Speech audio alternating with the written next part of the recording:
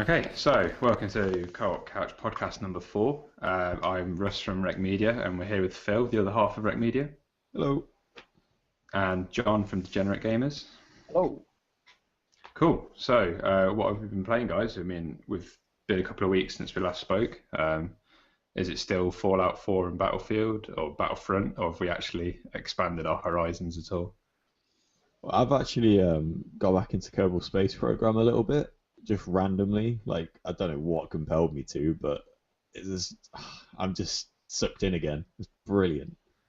But there's so much has changed that I've forgotten how to play, and I'm now stuck with trying to get back into just orbiting Kerbal. But yeah, that's so much fun. But I've also just bought finally a decent phone. It's the Sony Xperia Z3. Yay, Sony! Yeah, proper phone. The first I did naturally after getting a decent phone was download the Vault. Oh, Fallout Shelter. Yeah, that's the one. So I've all day today, like every break, every spare minute I've had today, I've just been gathering my resources and just like I'm instantly hooked, and I'm not really happy that I'm as hooked as I am. And I don't think Lauren is either. She's not been too happy with me just ignoring her all day, but I love it. Yeah, that's all I've been doing. So I played it quite a lot before Fallout 4 came out. Sort of once, as soon as it became available on Android, I got it and played it. And I just got really bored of it really quick. I did hit a point where it bugged out for me for some reason. I can't remember exactly what happened, but something broke, and then I just thought, well, forget it. I think I think it was the save. The save itself corrupted, so I'd have to start again. And obviously, you commit so much time into something like that, you don't want to just start again. So I just didn't pick it up. But it was a good thing. I can already as soon as I've only been doing it for a day, but I can already as I'm doing it, I'm just thinking, why am I doing this? Like, why? I'm not gaining anything from this. I feel like it's wasting my time, but I can't stop. I'm already just completely absorbed. But I guarantee it'll wear off in a couple of days. I'll be like, oh fuck it, they can all die now. it's one of them. It's one of them hook sort of apps. Yeah. I guess you're hooked in, and then. But the thing is, before Fallout came out, it was all you had of the Fallout 4 universe. Now I played it extensively, but now it got deleted a long time ago. Yeah, I mean, it was good, and it will tie quite nicely into something we're going to discuss later, to do with like the way games are marketed and hyped. And I think Bethesda really nailed it with the way that they announced that and handled sort of Fallout 4 coming out. But we'll talk more about that later. I've been playing the Uncharted series still. I've platinumed the second one now. I sort of just smashed that out the weekend. And I think I've come to the conclusion that I actually prefer the first game. So I might have mentioned this last time, but the first game is certainly paced better than the second one. Like the second one, there's pockets where there's just it's a little bit boring. Whereas in the first one, it's fairly constant and it never really stops. Saying that, I think technically it's a better game, but I mean, I enjoyed it, and I can't wait to sort of get into the third one now and sort of go through and try and get the platinum in that as well. Yes, okay. So I've been to be fair, actually, I will get that. I will get the Uncharted collection. It's just not high up on the list. I think what I'm going to do is I'm going to see the games that come out in the next couple of months. See how they fare. We'll talk about one of them a bit later on, but before Uncharted 4 comes out, I'll probably hit 1, 2, 3, and 4, like sort of binge played a lot of them. Yeah. And then so it's like a new experience from start to finish. Now I'm gonna wait. I hate waiting. Yeah. Waiting for the next chapter. But yeah, this month I've mostly been playing Battlefront. Obviously, I play a lot of Battlefront. They have a new patch. Woo! They didn't fix the A-wing. Boo. But there's it's much more balanced now. But we won't talk about that too much. I'm like, I actually started up on something. Unless you want to talk about the patch. I was about to say, I've actually kind of got back into it a little bit. You know how at the start I struggled to kind of get along with it, but now Yeah. I just kind of picked it up the other day, and I unlocked one gun that's just a bit better, and I've instantly been sucked into Yeah. it, and I'm really starting to enjoy it now. They've put a lot of balancing measures on it now. A lot of on the forums, the horrible toxic forums that they have. A lot of people have. It's amazing. You couldn't make this up. They're saying, you know, you had to nerf the DL44, nerf this, nerf that. It's all bad. Everything's bad. This game is rubbish, and EA and DICE suck. And so basically, EA and DICE have listened to them. They've created like a patch of nerfs and a few buffs here and there. And now all you get on the forums is, oh, this game's absolute sack of shit now. Since it changed it, it's all sorts. And it's just like, oh, it's so wearing to look at. But it's the only place where you get the updates. Have they nerfed the DL44? Yeah, only slightly. I think they basically made the shots per Neat. second down a bit, and I think all they need to do is like decrease the range on that weapon, and it would have been perfect. Getting shot across the map by a pistol, that's not good on any game, you know. But Yeah, the only thing I've seen sort of from the update is that I think it was Han Solo and Boba Fett have been limited in their range, so they're not as effective at range anymore. just means you can't camp behind the back of something and kill people across the map, you know. But other people say they've killed them, but I've used them both since, and you're still just as effective. I think a lot of it's just down to whingy entitled little bitches, personally. Yeah, it's like half the games industry or recipients of the industry just at the moment. Player base, isn't it? You know, the internet's a glorious invention that's given everyone in the world the right to use their voice, and unfortunately they're all dickheads. Yeah. That'll be the title of the next podcast, is Why Is Everyone a Dickhead? So lastly, I obviously being a huge Star Wars fanboy, I've actually gone ahead and started playing the Old Republic MMO on my shiny new laptop, and I played it for free first, and I got into it, and you level up, you just look at something, you level up, it's awesome. And then I thought, okay, well, I'm off. I've come off a Final Fantasy: A Realm Reborn. I was playing on the PS4 MMO. I'm not really into that at the minute, so I cancelled that subscription. I've signed on with the Old Republic, and it's getting a lot of hours. I don't know if it's basically. I don't know if you've played it, but it's basically, if you like Mass Effect and Star Wars, you literally, it is your life. I was so close to buying it in the Steam sales because I've heard a lot about it, but I've still not played it. Oh, it's awesome. But, are we talking about with the Old Republic, the MMO? Because that's free. Oh, okay. Knights of the Old Republic's the old RPG. I think that's what I was epic. And if you've got an Xperia Z3, you can get it for that, and it runs awesomely, and you can use your DS4 on it. So, the Old Republic MMO. It's awesome so far.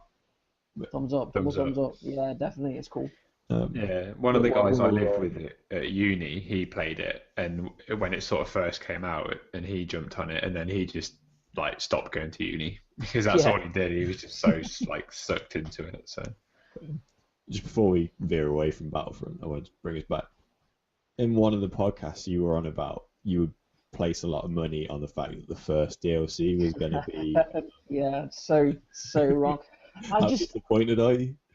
Well, it's not that I'm so much I'm disappointed. It's just that it's sort of like, how would you miss up that money making opportunity?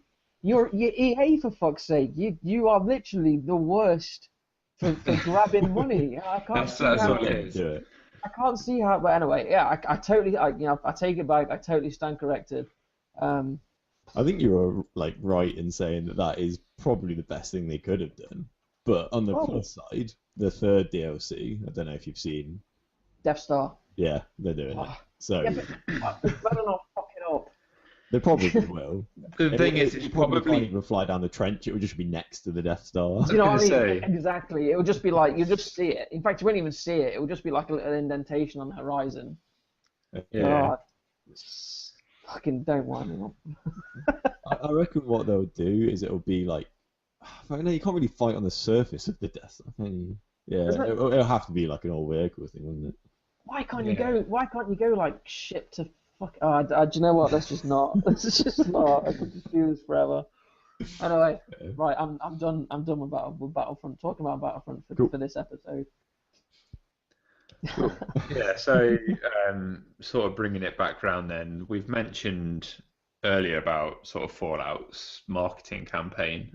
One thing we were going to discuss this time was the way that games are overhyped, and I guess we can sort of discuss the benefits of overhyping and the sort of the bad side of overhyping. So obviously, I think this is partly to do with the fact that the Division comes out in about 6 weeks or something. Is it the 8th of March? Is it? It's around then, yeah. Sometime in March. So yeah, If it doesn't get pushed back, when they realise that their game's horribly broken from the beta. Not that I played it, but yeah. So yeah. The Division then is one of these games that was announced quite a long time ago. It wasn't it supposed to be a launch title with the new generation of consoles? I think it was supposed to be close to, or at least the first window, something like that, and then it disappeared off the face of the earth, and then it sort of came back again, and then it disappeared again. I wouldn't be surprised if they showed us this game, and everyone went, yeah, it's awesome. I bet you can do all this stuff, and they went, yeah, you can. Yeah, we'll be right back. Like, yeah, let's see how Watch Dogs does. Okay. Right, we'll be right back. Yeah, we'll be right back in like 2.5 years when we've rebuilt the engine and sort of start again. But so, I mean, I said on either the last podcast or before it about how I think it's just going to be a big turd, and I don't think it's going to do very well. After seeing everything that's come out recently and the way that they're marketing it, I'm starting to think it might actually be something quite special as a game. I think I don't know. I can't get excited. I'm not allowing myself to get excited about it. I mean, I watched the betas. I didn't pre-order because I'm not stupid.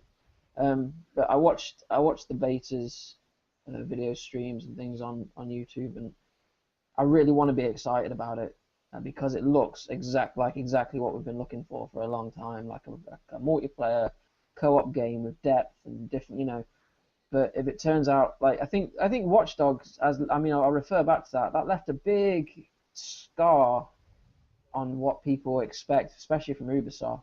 I mean, obviously Assassin's Creed Unity didn't help in the slightest, but I think they've got to make this work. They can't have another shitty game that's been overhyped to fuck, and then just go, oh yeah, this is our awesome game, and then have their own like sort of minority playlist like Destiny, like. There's people still out there playing like Destiny multiplayer. They can't be playing the single player anymore. There's fucking nothing to it. It's done. And I think it'd be very upsetting if Division went down that way. Yeah, I mean, so you mentioned Destiny. Like the thing that I think back to, and what I really hope is that they've learnt from Destiny, sort of from the way that Activision approached it and Bungie. I hope that when they've come to develop the way that the game continues after launch and what you sort of get in the base game, I hope they've learned that people don't like being ripped off and that they want to get their money's worth from the initial content, and it shouldn't cost an arm and a leg to continue. I don't think Bungie have understood that because now there's microtransactions, something they said they'd never have. I mean, you're clutching at straws now, fellas. It's a good game, the mechanics are awesome, but that's as far as it goes. It's not engaging or. I mean, I think mine's downstairs. I think it's using it. I think it's a coffee, a cup fucking mat at the minute for my coaster. Coaster. Yeah, basically, that's where I'm getting there. Yeah. Well, when we got it digitally, so I've just got no recollection of it anymore. It's gone. It's just a thing that sits on the dashboard now. I think the biggest difference with the Division, and why I'm kind of hoping it's going to be good and think it will be, compared to games like Watch Dogs, is just the fact it's a Tom Clancy game. Because I know, well, me and Russ they've always enjoyed Rainbow Six and Ghost Recon. Like we're big fans of the Tom Clancy stuff, and like even though obviously there's the different games and it's nothing to do with the developers or anything. Well, I mean it's Ubisoft, so it is a little bit, but like the stories in the Tom Clancy games are always quite intriguing in the way that they're portrayed, and that obviously affects the way the games are developed. And like I'm hoping that that's gonna help to push it to being a good game, but I feel like it's been let down by its long delays. But I've not actually seen anything since they did the betas because I've been quite busy, and the only thing I have actually seen is the dog pooing in the street. That's it. That's all I've seen. That's all I've got to go on. So I've not really been pulled into all the hype and everything, but I'm hoping it's got to be a good game. It's been a while. Destiny pushed me away from hypes and betas. And the thing, if we, obviously we're discussing Division and we're also like discussing overhype and marketing, etc. I think Destiny was possibly the most overhyped, worst follow-through game that has ever been on a generation of consoles ever. Just because if you played the alpha, which I did, I mean, as soon as I saw the E3 presentation, it says, yeah, you can download the alpha now. I was like, oh, awesome, downloaded it, got it. And then like, yeah, now you can do, like, if you pre-order, you get the beta. I was so psyched for the game, got the beta, really excited. I've already played a third of the game almost when it was launched. I'm thinking, what, this is it? Mm-hmm. So I stay away from betas now, and I stay away from I stay current, but I try and keep off the hype trains. Yeah. If you're not hyped, it is what it is, I think there comes a point where it's sort of like a set of scales, isn't it? And it's the more you hype it, the more you potentially sell, but the more you stand to lose at the same time. Mm-hmm. So if you just sort of like hit a midpoint and then the game comes out and it's okay, but that's arguably better than sort of overhyping it, potentially selling more than other games because it's hyped and everyone knows about it, but then it being crap really sort of sends people's impressions of your studio down. Yeah. And I think that's something that Activision were probably willing to do because they're Activision. They own Call of Duty. Like, they're not a studio that's ever going to worry about losing money because it's like the Call of Duty World Championships at the minute. So they're just going to be rolling in money from that and all the things that they don't have to be concerned with. But I think Ubisoft, on the other hand, are they're not quite the same level, and as you mentioned before, so you've got Watch Dogs and Assassin's Creed Unity, and I think they've started to get a bit of a reputation of sort of missing the mark. So they've got a lot more on the line now with Destiny, with the Division. So I think they sort of have to find that balance of not overselling themselves because they don't want people to expect too much. But I fear that they've probably already hit that point, so that they really are all in at this point. Well, I think a lot of the hype and stuff is coming from games. Like, it's the way that advertising has to be done now. Sorry, I've kind of lost my train of thought a little bit. But I was thinking along the lines of games like Call of Duty and the way they're overhyped. And like their advertisement, it's no longer kind of pushing towards gamers at their level. It's like trying to pull in everybody and like dads at Christmas and trying to, so like they get a lot of overhype purely because of people who aren't gamers. If you get it's like it's so hardcore gamers who like things like Counter-Strike over Call of Duty, when it's getting overhyped by all these people who aren't gamers, to them it's like, well, it looks shit. Like, what are you on about? Why is there so much like, nah, it's not as good as they're making out. Like, do you see what I'm trying to say? Yeah. It's almost, I think, like, it's different. But like, there's also like the whole, I don't know if you've seen the advert for Clash of Clans. Yeah. Oh my god. It's Christopher Waltz and James Corden. It's just like, it's so much money thrown into an advert to appeal to anyone who wants to play. But like, terrible. That is absolutely going to hype that up. It's going to be amazing. They can afford to pay James Corden, whatever. But it's probably a bag of wank in comparison to like the amount of money they've got to throw it in.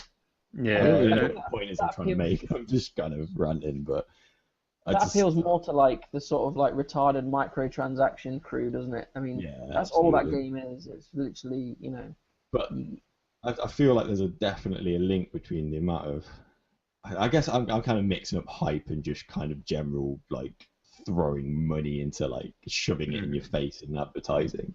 But there's definitely a link between pay to win and like the what you called it then, and the amount, like, I don't know, I'm completely losing my train of thought. Sorry. He's so mad, so wound up. Hype is a dangerous thing, and it's only something that's really come about end of last gen to now the current gen. I mean, games were hyped before, and people were excited for them, but they never had this amount of sort of media attention. And the thing is, because the media is a lot more free, especially in the last sort of like 4 to 5 years, you know, I mean, I'm on the pulse with my Twitter feed. My Twitter feed is just purely gaming. I don't follow anyone else.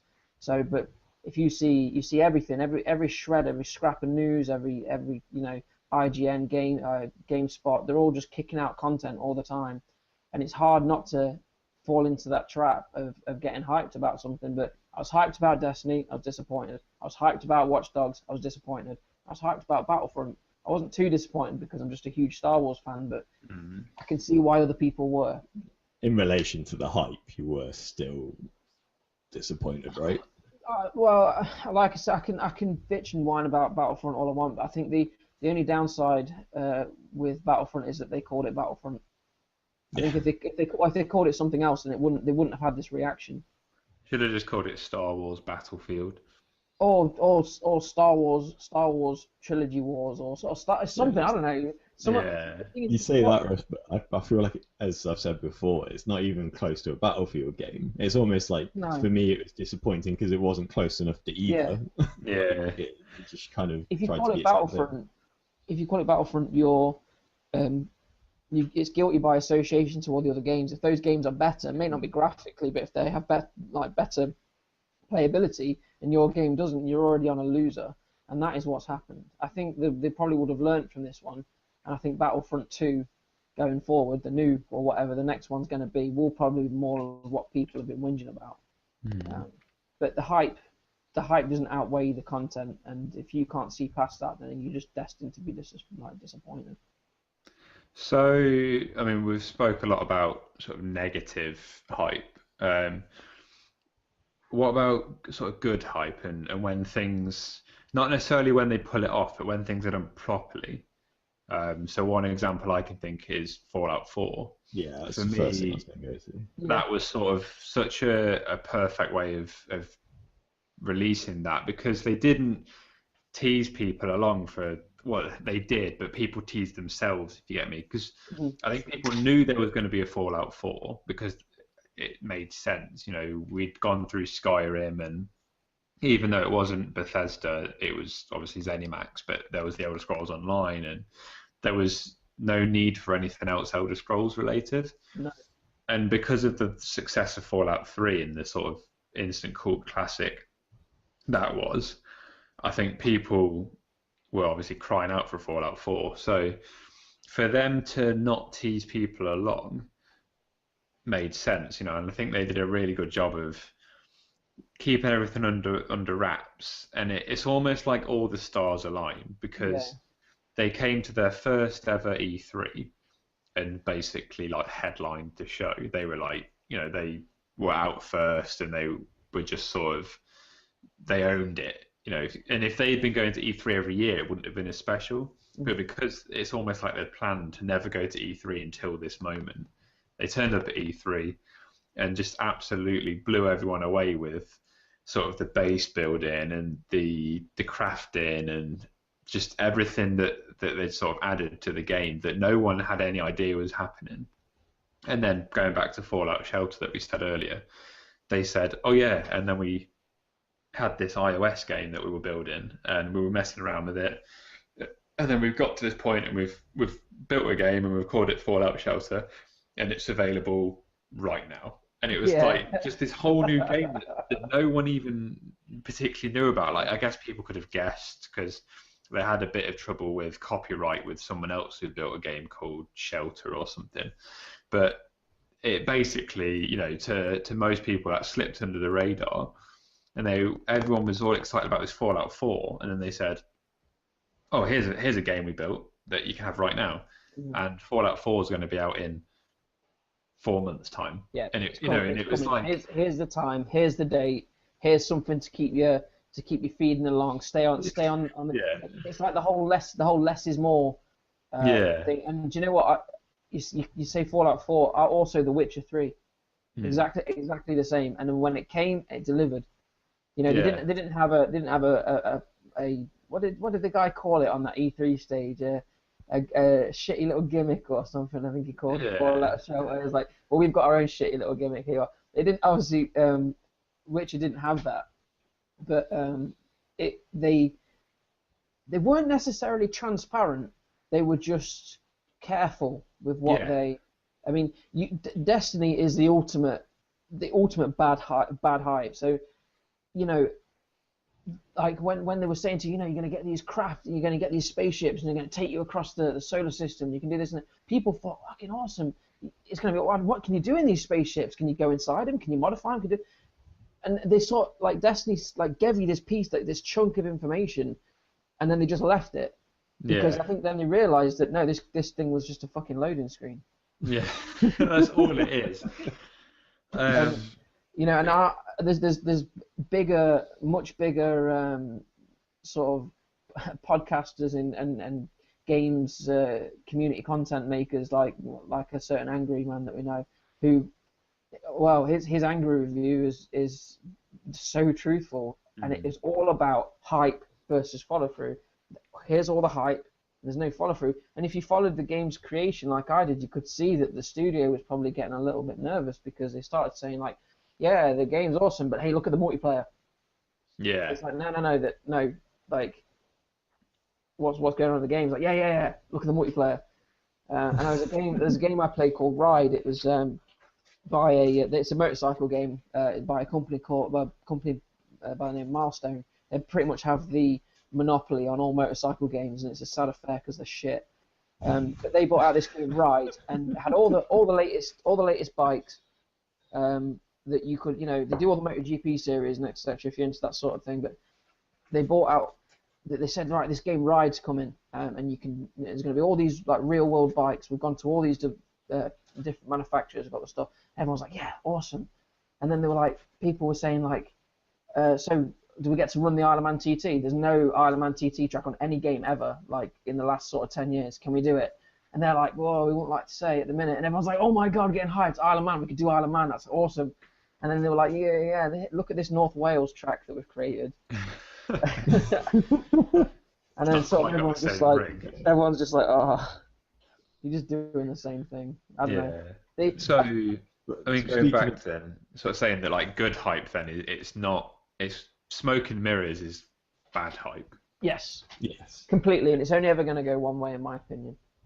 Yeah. But there's a difference between smoke and mirrors as to sort of, it depends how you run it. Smoke and mirrors is sort of like, ooh, it could be anything that you're asking for, whereas other things are just sort of like they just keep it quiet or little and often, sort of stuff. I think hype's a fine art that a lot of studios don't get right. Valve get it right. Although I feel like that might be kind of what's crushing Half-Life. Is like we kind of mentioned it last time about how Half-Life 3 has got to be the most overhyped game ever. Is that even a thing? I don't. No, as in like the amount of hype for something that doesn't even exist. Like it's just insane. Like whatever they produce, I can guarantee people will be a little bit disappointed. But I feel like the best thing that they could do is exactly what Fallout did.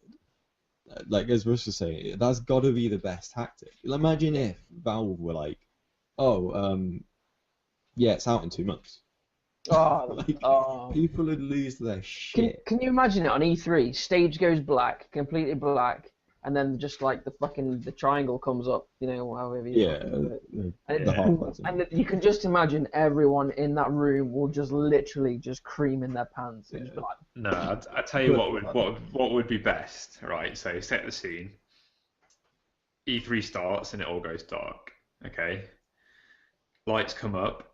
Gabe Newell just walks across the stage, really slowly, sits down in a chair with his back to the audience, picks up his controller, his Valve controller, looks up to the big screen, and just sits and plays Half-Life 3. Just in front of everyone. Doesn't say anything. He just plays it, and everyone's just losing their minds behind him. I finishes playing like however many hours later, to leave the stage and it never comes out. That was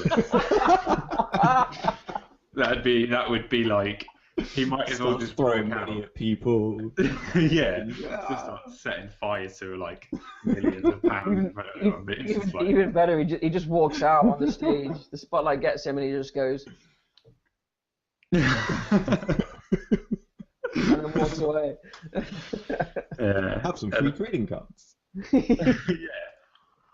I don't know if Comes on stage and is like, so in a couple of weeks we're releasing Half-Life 3. Everyone goes crazy. It's like trading cards. it's too much. Why would they, all that money that's ready? But then again, is there money to be made, or is it just like a niche people? Because I'm not being funny or anything. Them guys that are asking for Half-Life 3, they're getting on a bit. I mean, I'm part of that crew. You know what I mean, I'm not 25 anymore. I'm not 20. Imagine how many people have died waiting for Half-Life 3. How tragic is that? But I mean, it's like I was saying before. Like, I guess we don't want to get too sort of stuck on Half-Life, but the problem they've got is they can't offer anything new. Yeah. All they can make is another first-person shooter, maybe with VR, but they're not going to be the only ones. So they've got to wait for something that makes it special. And I think Steam are going to have to, or Valve are going to have to make that themselves. But at a time when first-person shooters are literally more or less the same, I mean, there's the thing that changes now. I mean, the only reason why I'm really playing Battlefront is purely because it's Star Wars, but I'm not interested in COD. I'll look at Battlefield 5 for certain because it's a Battlefield game, and I know I'm getting, well, if it stays the way it has, I'm getting good value for money. It's a very deep, good deep customization, purely multiplayer.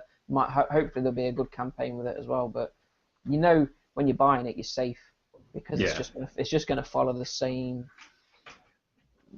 line as everything else. But so going back to the Division then, just quickly about their marketing campaign. Have you guys seen the YouTube stuff they've been doing? I've seen the live action short films. Oh no. So they've done. It's actually like really cool. Like I watched it and it made me really excited for the game, even though it didn't really give anything away about the game itself, apart from the aesthetics and sort of the concept that have come up for the game is every agent has a story. I think that's sort of their marketing tagline. And the idea is everyone has their own agent and they craft their own story of how they save New York or whatever it is. They've got, so Corridor Digital, Sam and Nico, they are basically, I think they were sort of running most of it, but they've created 4 short films and then one of their own. So they created a short film and then they got Corridor Digital to create one. Rocket Jump created one, so Freddie W. Devin Supertramp created one, and there was one more, I can't remember who that was. And basically all of them tie together, and it's well worth a watch. If you've not seen them, just sort of Google The Division live action, and you'll get them. But they're really cool, and I think that's a really nice thing that games do is when they create live action trailers.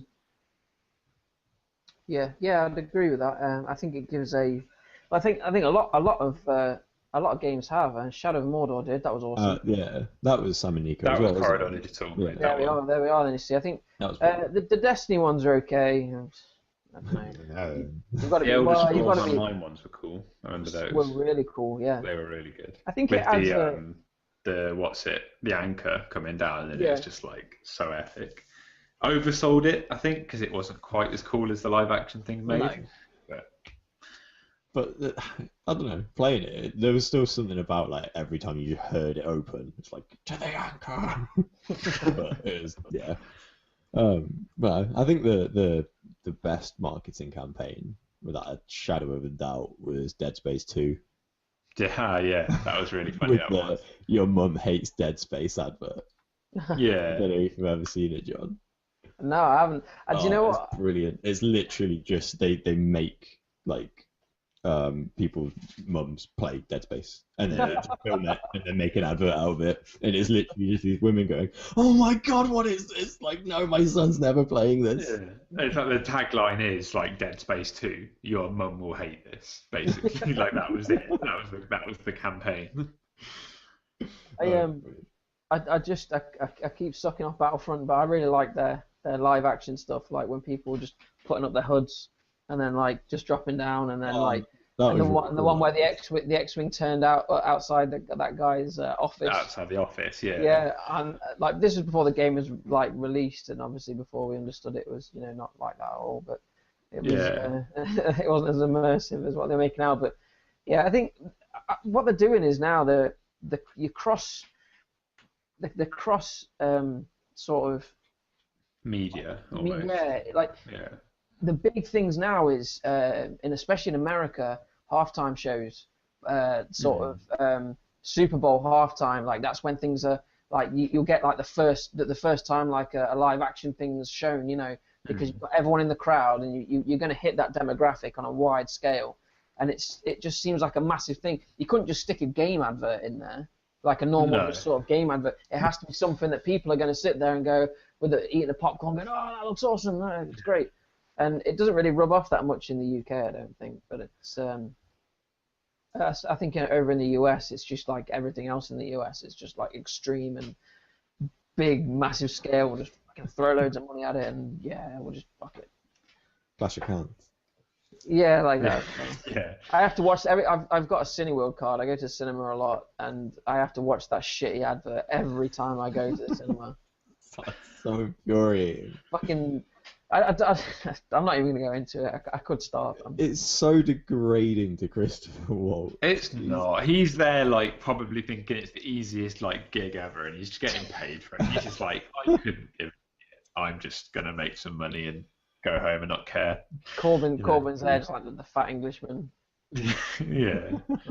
I'm the fat twat that's just going to just lapping up all your money. So, I mean, we spoke a lot about hype, and I think we can all agree that it can be a good thing given the right campaign around it, and Half-Life 3 is never going to happen. So that's what we can draw from that. I mean, the next thing we've sort of got to discuss is something you wanted to talk about, John, and I guess it's really the future of a certain genre of games and being episodical. Yeah, there was a big shift this. I'm a massive Hitman fan. I've played all the games to absolute death. If there was ever a chance of me platinum a game, it's going to be a Hitman game. And basically, they were going to release the game, I believe it was last November, and they said, okay, we're going to release this game, and we're going to keep adding to it, and we're going to, it's going to be like every month you're going to get new missions and stuff. And then I think when they realized that what they were originally going to do wasn't going to work, or if they did do it, it was going to get a huge backlash from the shitty entitled whiner game like people.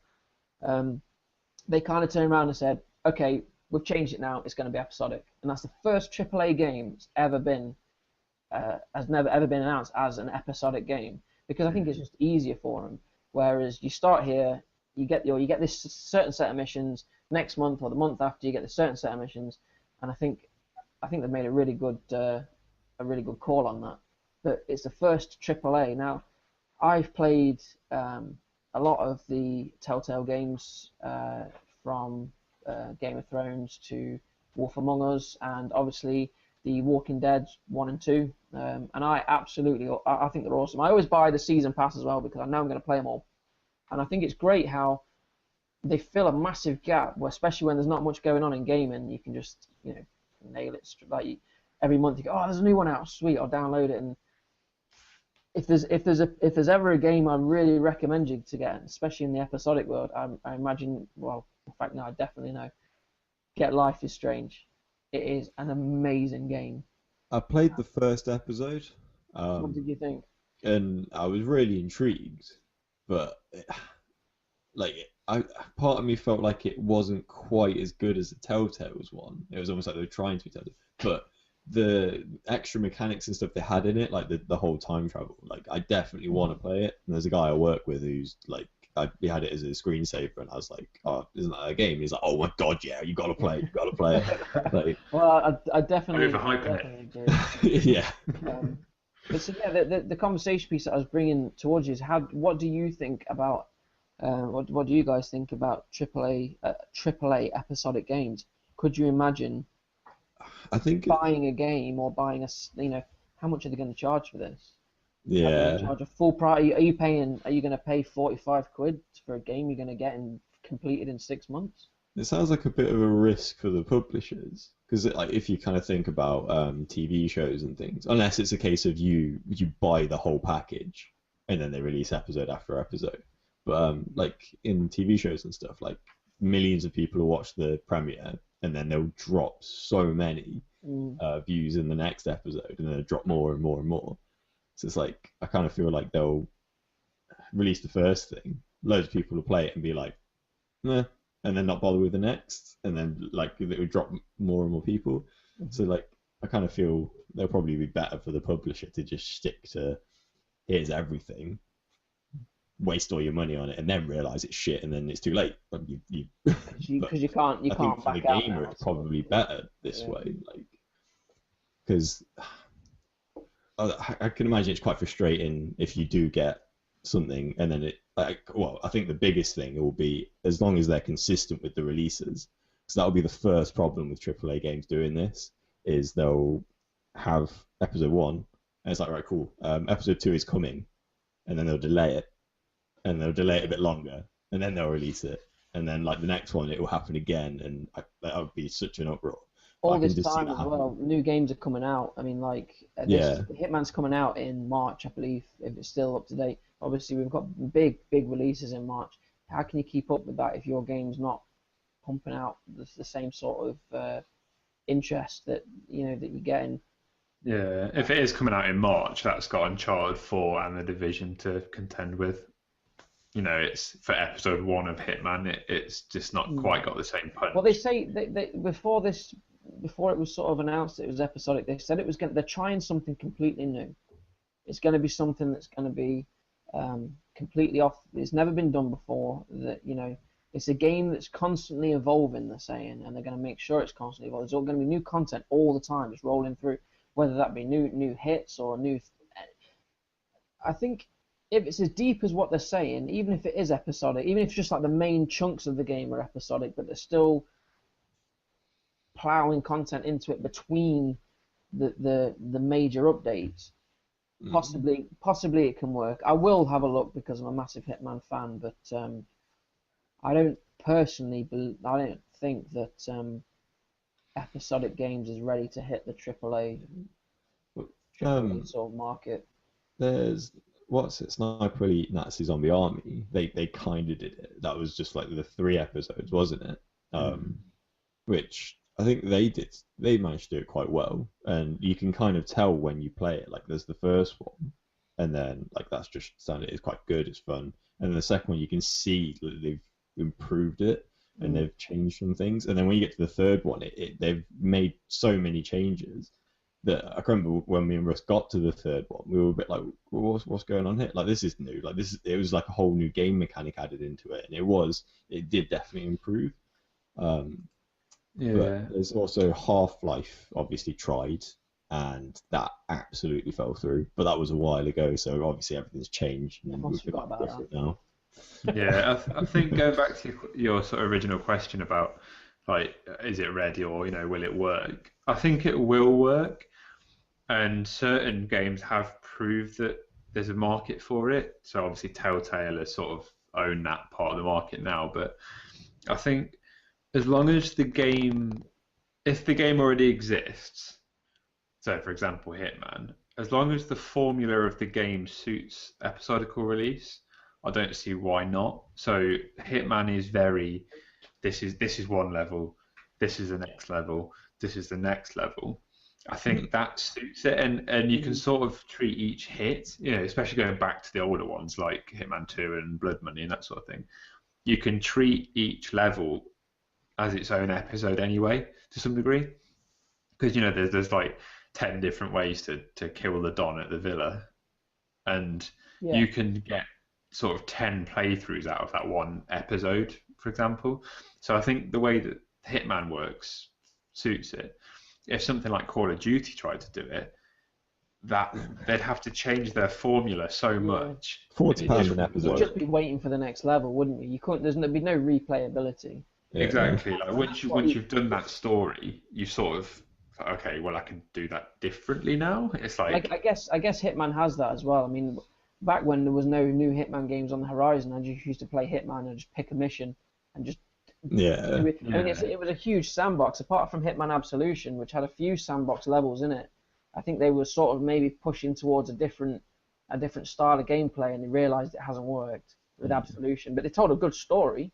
And then I think now they're just like, yeah, we're going to just go for a huge fucking sandbox level with loads of different things happening. You can do that. Here's your primary, here's your secondary, here's your tertiary, whatever, and you can just like it's all fucking yours. Go and kill something and show us how you do it, and then like we can add some more things for you to do here and there as well. If that's how it is, fucking sold. Absolutely. yeah. Sold. As long as the game doesn't have to reinvent itself just to become episodical, I think it'll work fine. Yeah. I reckon Hitman probably will, same as you say, but I think a lot of games will struggle. I still think that the Telltale games, those sort of things, they only really work so well as episodic games because if you play the first one, the stories are so good that like you can't not get the next episodes. Like it's more the story that makes the episodes work. Like I think, whereas with other AAA games, as you say, Hitman, because it is you can separate each level quite easily. That'll work, but I can't imagine many other games doing it unless they have to change. Which, as you say, like I don't think it will. I don't know. I don't think it's going to work that well. But obviously, Telltale games are fucking nailing the episodic games at the minute. So. It's because the Telltale games play as an interactive story, so they don't have to do anything silly. They just have to tell a really good story.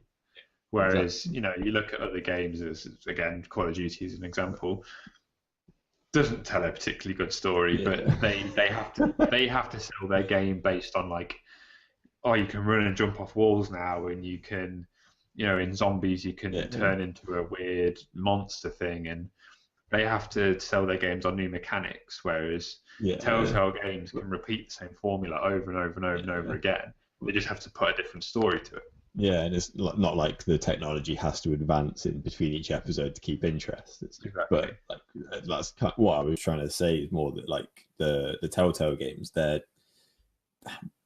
almost not games in a way. Like they're so different, in my opinion, to like games that you sit and play like the standard Call of Duty, blah blah blah. Yeah.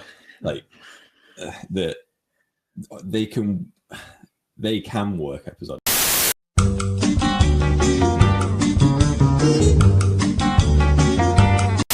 So, just a couple of bits of news I wanted to talk about. Have you guys seen February's PlayStation Plus games? Yes, Helldivers. Helldivers is finally coming to PlayStation Plus. Like I've been tempted to buy that game so many times because it's only 16 quid and you get it for your Vita, your PS3, and your PS4. I was like, I've got to get this game. But I was like, no, because it will be a PS Plus game. It's so perfect for a PlayStation Plus game, and it's finally here. So I might be playing that tonight. But with PS Plus, have you seen as well that in March they've brought back the vote? Oh, good. So there's 3 games, and you get to vote for one, and obviously the winner becomes one of March's PS4 games. I don't know what all 3 are, but I know that Broforce is one of them, so that's what I'm going to vote for because that looks really cool. And another bit of news, I guess, just coming back to the Division. We'll try and stay away from too much Division, but about the hacks that have been found on the PC version in the beta. Basically, it came out on the beta on the PC, and people just broke the game like instantly with unlimited ammo cheats and XP glitches, and they just basically ruined the PC version. So it's like, yeah, I'd be surprised if the PC version comes out at the same time as the console version now. PC Because they've obviously got some holes because people just typical PC players, they can't be happy with what they've got. It's like, I'm going to break this game, like, blah, blah, blah, and then just complain about how crap the game is. It's like, well, you made it crap because you unbalanced everything by giving yourself a million bullets and stuff. Yeah. Yeah, I don't know. I'll be very surprised if it comes out at the same time. The PC Master Cheats of the that's a big flaw. But I guess that's why they have these testing. That's why they test these things. Yeah. I guess there's the difference between testing and like the beta though. Like to me, the beta is more of like a performance network testing, especially for a game like The Division. But do they not hire people to try and break their game prior to the public, or is it just that? I certainly hope so, but I don't know. I personally don't think so at all. Yeah. Scary. Maybe at one point back in time, but not now. Yeah, I guess the problem is most of like the world's best hackers are the people who just sit in their basements and don't go outside, so they're never going to have a job like that. So sit there just fucking wanking over hentai and ruin people's Christmas. On that note, that'd be the running theme for the podcast. Like we'll end it on one of John's obscenities. But yeah, I mean that's it. That's all I had to talk about, and there's other bits of news, but I mean that's about it. So I've just googled Broforce, and I'm sold on the logo alone. Yeah, it's an eagle, just biceps going. Like I'm sold. So sold. It's basically like a side-scrolling, like almost like a Metal Slug type thing. Yeah. So like you run across screen, shoot bad guys, but you play as like Rambo and Chuck Norris and just awesome. all like really super famous like badasses. Yeah. And they're like really little pixelated versions of them all, and yeah, like it just looks like chaos. So that's definitely going to be my vote. Yeah, definitely sold. Okay, awesome. so I've got nothing else. Yeah, so we'll end it there. So if you want to see more of our podcasts and our content, if you head over to Rec Media on YouTube. Also, you can follow me on Twitter, just at Russell Dooley. I tweet sort of occasionally about games, and you'll get links to a lot of our videos from there. What about you, John? Where's your stuff? Yeah. As always, it's Degenerate Gamers on YouTube and at Degenerate Gamers on Twitter. Got some content lined up for the next week or so. Should be good to check out. Obviously, look at the back catalogue as well. Also, these podcasts will come up as well. Just check me out. Always feel free to hit me up. And yeah, spot on. Yep. Cool. Okay. So, you got anything you want to say, Phil? Or are you? Bye. Bye. Yeah. Cool. Phil can end with the goofy wave this week. Bye. Bye.